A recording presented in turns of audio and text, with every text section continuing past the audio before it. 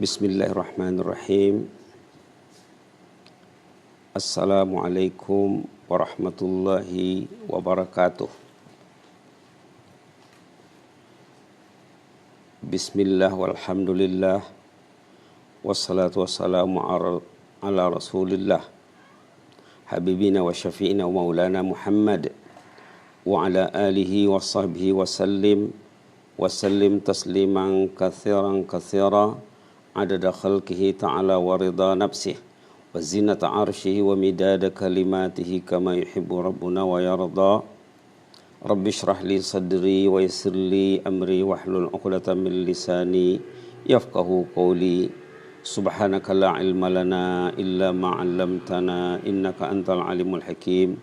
Subhanaka la ilma lana illa ma 'allamtana innaka antal alimul hakim. Subhanaka la ilma lana illa ma 'allamtana innaka antal alimul hakim. Alhamdulillah, para pencinta ilmu yang dirahmati Allah sekalian, di mana saja berada, kita bersyukur kehadirat Allah, kita dapat bertemu lagi dalam program yang dilaksanakan melalui Instagram Pusat Bahasa College Universiti Perguruan Agama Sri Begawan Kupu SB mengenai tajuk doa dalam Al-Quran. Sangat banyak doa dalam Al-Quran ya yang kita sudah bincang. Sudah pertemuan yang keberapa ini ya? Barangkali yang kelima. Pertemuan terakhir mengenai doa atau ayat doa dalam Suratul Baqarah ayat 37 halaman 6. Firman Allah Subhanahu wa taala, "Fatalaqa Adamu min rabbih kalimatin fataba alaih innahu wattawwabur rahim." Kita masih membincangkan ini untuk kali ketiga. Bahwa ayat ini menceritakan kisah Nabi Adam alaihissalam setelah terusir dari jannah, terpisah dengan istrinya bertahun-tahun, lalu Allah ajar doa yang urayanya terdapat dalam suratul A'raf. Ceritanya disebut dalam suratul Baqarah ayat 37. Hurayanya terdapat dalam surah Al-A'raf ayat 23. Bagi yang buka Quran halaman 153. Rata-rata kita mungkin 95% ya hafal ayat ini, doa ini. Rabbana zalamna anfusana wa illam taghfir lana wa tarhamna lanakunanna minal khasirin.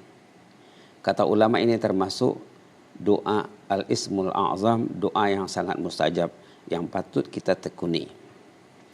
Yang mau dibuat penekanan sekarang tentang ayat 37, fatalaqa adamu min rabbih kalimatin fataba alaih. Kita nak fokus tentang mir rabbihi. Ternyata Ar-Rabb ini walaupun makna yang cepat terlintas dalam minda orang Melayu, Rabb itu maknanya Tuhan, karena demikian tertera dari awal ya. Ternyata bila diteliti dari kitab-kitab tafsir, melalui kitab tafsir, ternyata maknanya sangat luas sekali, perlu kita hayati. Bila kita sudah menghayati perkataan ini, nanti doa kita akan semakin berkualiti. Ar-Rabb itu diantara maknanya, makna al-ilah, betul lah Tuhan. Kemudian makna al-murabbi. Rabbi ay murabbi, artinya Tuhan yang mendidik aku ini. Jadi Rabb kita itu, Allah itu mendidik kita. Mendidik dengan dikasihnya hidup. Dididiknya dikasihnya akal. Adakah kita memanfaatkan kehidupan ini? Adakah kita melihat kehidupan ini sebagai pendidikan? Dikasihnya akal, dikasihnya sehat, dikasihnya panca indera, dikasihnya penghasilan bagi yang masih bekerja, contohnya. Dikasihnya lapangan pekerjaan, dikasihnya keluarga, dikasihnya pasangan hidup, dikasihnya zuriat, dikasihnya negara yang aman, negara yang maju. Subhanallah. Ini semua tarbiyah Allah. Allah mendidik kita ini, ada kalanya dikasihnya sakit, ada kalanya dikasihnya musibah, wabak. Wabak ini juga terbiah dari Allah. Sakit itu juga terbiah. Orang beriman diterbiah 24 jam. Maka terdapat dalam hadis, anehlah orang beriman itu katanya. Ajaban li amril mu'min. Orang beriman itu keadaannya aneh sekali. Bila dia sehat, dia bersyukur, alhamdulillah. Sangat baik sekali baginya. Bila dia sakit, bila diuji, dia bersabar, alhamdulillah. Baik juga katanya. Perihal ini tidak akan ada pada orang lain. Jadi orang beriman itu karena melihat hidup ini tarbiyah, pendidikan, dia selalu berpandangan positif. Kalau melihat wabak, dilihatnya dari kacamata Al-Quran. Subhanallah. Subhanallah. Pada zaman dahulu, banyak musibah, penyakit, bala lebih dahsyat dari wabak yang ada sekarang. Kalau kita baca sejarah ya, lebih kejam lagi. Itulah kerja Allah sebagai murabbi, Allah juga mudabbir, pentadbir. Allah mentadbir, di antara makna Arab tuh mudabbir, pentadbir. Allah mentadbir semuanya. Allah mentadbir siang dan malam, petang dan pagi, hujan dan panas. Allah mentadbir diri kita. Organ-organ kita bekerja dengan pentadbiran Allah. Pernafasan kita, hidup mati kita, Allah yang mentadbirnya. Penyakit, Allah yang mengaturnya. Kesembuhan, Allah yang mengaturnya. Itu maka bila kita sakit atau kita diuji dengan penyakit, kita perlu merujuk Al-Quran. Wa iza maridtu fahuwa yashfin. Kalau aku sakit, hanyalah Engkau ya Allah yang menyembuhkan. Subhanallah. Sudah dua ya di antara mana Arab itu. Tadi pertama murabbi, mudabbir. Ada juga kata ulama makna al-malik. Makna al-malik, pemilik. Rabbi, makna pemilik. Kalau masa di Arab dulu ingat lagi, kalau orang tuh mau tanya ini kereta ini milik siapa, mobil ini milik siapa? Man rabbu hazihi sayyarah katanya. Siapa punya kereta ini, mobil ini? Siapa punya rumah ini? Man rabbu hadzal bait. Makna Arab antara lain pemilik. Kita ini milik Allah. Dunia ini milik Allah, bumi ini milik Allah, dan segala isinya milik Allah. Dan kita akan kembali kepada pemiliknya. Itu maka bila ada orang meninggal dunia, kita selalu membaca doa istirja. Doa istirja, inna lillahi wa inna ilaihi raji'un. Kita ini semua milik Allah dan kita akan kembali kepada pemilik tiba saatnya. Itu maksud secara ringkas inna lillahi wa inna ilaihi raji'un. Lafaz ini dikatakan lafaz istirja. Ada orang kadang-kadang tidak tahu namanya. Apa itu? Tidak tahu. Yang penting innalillah katanya. Nah, ini namanya istirja. Ini pun satu pendidikan. Satu pendidikan daripada Allah. Kalau kita ditimpa musibah, kita dianjurkan, digalakkan, diminta membaca istirja inna lillahi wa inna ilaihi raji'un. Dalam ungkapan inna lillahi ini terdapatlah maksud bahwa kita ini milik Allah, suami milik Allah, istri milik Allah, ayah ibu milik Allah, anak cucu milik Allah, rakyat milik Allah, pemimpin milik Allah, manusia milik Allah. Segala yang ada dimiliki oleh manusia itu Allah yang memudahkannya untuk memiliki apa-apa saja yang dia punya, yang dia miliki. Yang jelas di antara makna Arab al-malik, pemilik. Kemudian di antara makna Arab juga kata ulama al-muslih. Al-muslih artinya apa? Yang membaiki, yang membuat islah.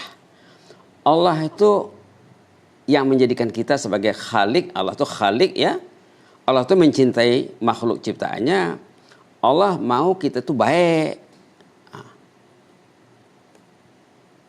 Itu sifat Allah dari Arab tadi, salah satu maknanya al-muslih. Allah membaiki kita. Macam mana membaiki orang itu?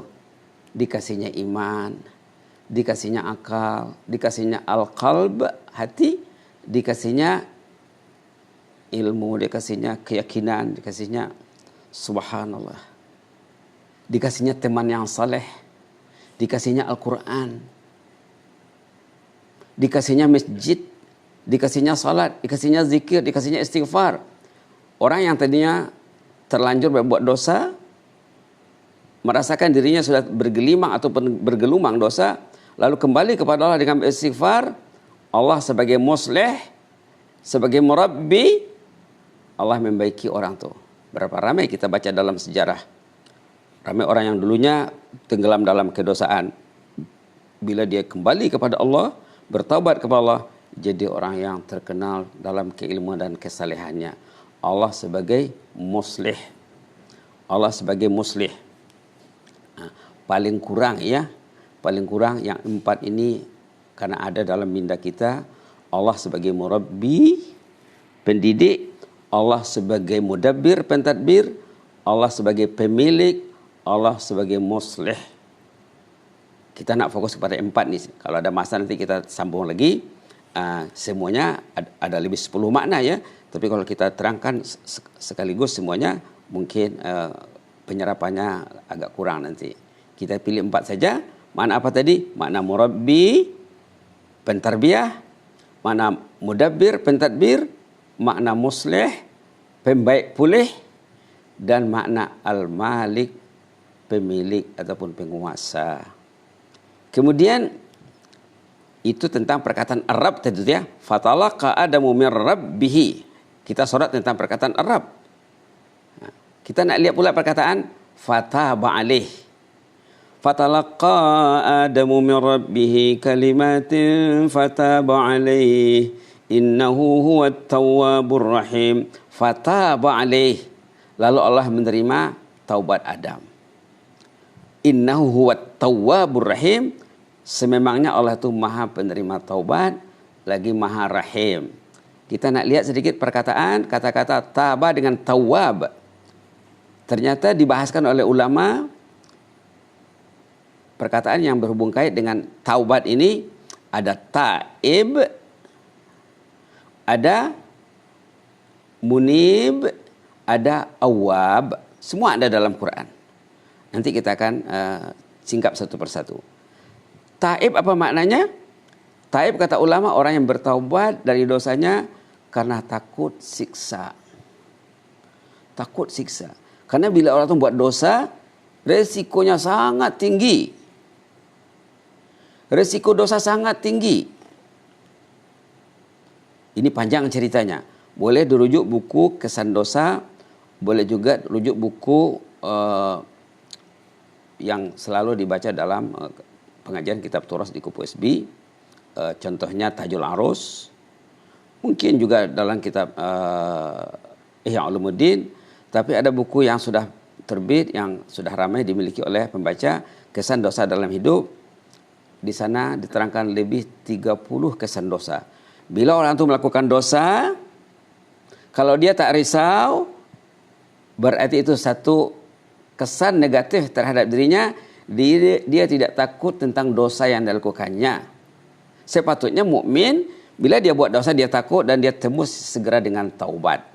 Orang yang bertaubat dari dosanya karena takut disiksa, itu namanya taibun. At-taib. Orang yang takut kepada dosa karena malu kepada Allah dikatakan munib. Orang yang terlanjur buat dosa lalu taubat kepada Allah dengan rasa terharu karena akan kebesaran Allah dikatakan awwab. Jadi ada 3 ya. Ada 3. At-taib, al-munib, al-awwab. Inilah yang diambil daripada kata-kata fataba alaih innahu huwat tawwabur rahim. Indahnya Islam ini ya. Semuanya diteliti. Orang yang bertaubat karena takut kepada siksa Allah, karena pasti dia disiksa, itu yang dapat kita singkap dari doa Nabi Adam. Rabbana zalamna anfusana wa illam taghfir lana wa tarhamna lanakunanna minal khasirin. Ya Allah, kami telah menzalimi diri, zalamna anfusana wa illam taghfir lana wa tarhamna, kalau engkau tidak mengampunkan kami, kalau kami tidak diberi keampuni, kalau kami tidak diberi keampunan, kalau kami tidak diberi kemaafan, kalau tidak diberi rahmat, kalau kami tidak diampuni, tidak diberi rahmat, rugilah kami ini karena risikonya tinggi. Berapa ramai orang yang cuek terhadap sholatnya karena dosanya. Berapa ramai orang cuek terhadap sholat berjamaah karena dosanya. Berapa ramai di antara orang cuek sholat sunat karena dosanya. Berapa ramai orang yang cuek terhadap tilawatul Quran. Tidak ada agenda tilawah Quran dalam kesehariannya. Karena dosanya disekat. Karena dosanya dia sekat dari berzikir. Karena dosanya dia hanyut dalam perkara-perkara kemubahan yang melalaikannya, yang membuat program amalan sunat dan wajib tergendala. Karena banyak buat yang mubah, lalu yang wajib dan yang sunat terabai, terkorban. Itulah yang kita risaukan, bahwa orang yang takut kepada Allah dari ditimpa dosa, lalu dia bertobat dikatakan taib, dan orang yang bertaubat kepada Allah karena rasa cinta dikatakan munib. Katanya orang yang bertaubat kepada Allah karena rasa karena dia membesarkan keagungan dan kebesaran Allah dikatakan al-awwab. Nanti kita akan sorot ayat-ayat berkenaan dengan al-munib, al-awwab dan at-taib insyaallah dalam kesempatan lainnya. Yang penting marilah kita memperbanyak istighfar sebagai menyambut ataupun merespon ayat 37 surah Al-Baqarah ini, dan kita kaitkan dengan ayat 23 surah Al-A'raf. Kita banyakkanlah membaca Rabbana zalamna anfusana wa illam taghfir lana wa tarhamna lanakunanna minal khasirin. Ternyata kalau dikira, ada sahabat mencoba mengkira jumlah hurufnya, katanya 50 hurufnya. Rabbana zalamna anfusana wa illam taghfir lana wa tarhamna lanakunanna minal khasirin. Saya tanya kenapa dikira? Karena dia tahu katanya dalam hadis Nabi katanya barang siapa yang baca Quran satu huruf nilainya 10. Jadi kalau 50 huruf subhanallah 500. Mungkin kalau dibaca dalam 1 menit 2 kali atau 3 kali, berapa nilai yang dia peroleh. Begitulah Islam itu. Maka Rasulullah mengatakan kullu ummati yadkhulunal jannata illa man aba. Semua umatku ada potensi untuk masuk jannah, kata Rasulullah. Kullu ummati yadkhulunal jannah illa man aba. Semua umatku ada peluang nak masuk surga sebenarnya, kecuali yang tidak mau. Ditanya oleh sahabat, wa may ya'ba ya Rasulullah, yang tidak mau itu siapa? Kata sahabat. Kata Rasulullah apa? Man ata'ani dakhalal jannah wa man asani faqad aba. Siapa yang akur patuh kepadaku, itulah yang mau jannah sebenarnya. Siapa yang melanggar, siapa yang tak akur, wa man asani, siapa yang cenderung kepada kemaksiatan, berarti dia tak mau, kata Rasulullah. Jadi dari menekuni zikir tadi saja, berapa banyak nilai yang boleh kita raih ya. Kalau kita tidak sempat baca zikir Rabbana zalamna, mungkin juga kita baca ghufranaka rabbana wa ilaikal masir. Ghufranaka rabbana wa ilaikal masir. Ini juga sebagai menjawab doa dalam Al-Quran. Dan ayat ini semua rata-rata kita hafal ya, ayat dua terakhir surat Al-Baqarah. Mudah-mudahan kita jumpa lagi dalam kesempatan lain. Nanti kita akan bincangkan apa yang masih terbengkalai dengan izin Allah Subhanahu wa taala. Aqulu qouli hadza wa astaghfirullah li wa lakum. Kita baca Rabbana zalamna anfusana wa illam taghfir lana wa tarhamna lanakunanna minal khasirin. Ghufranaka rabbana wa ilaikal masir. Inni uhibbukum fillah wa jazakumullahu khaira wa astaudiukumullah. Wassalamualaikum warahmatullahi wabarakatuh.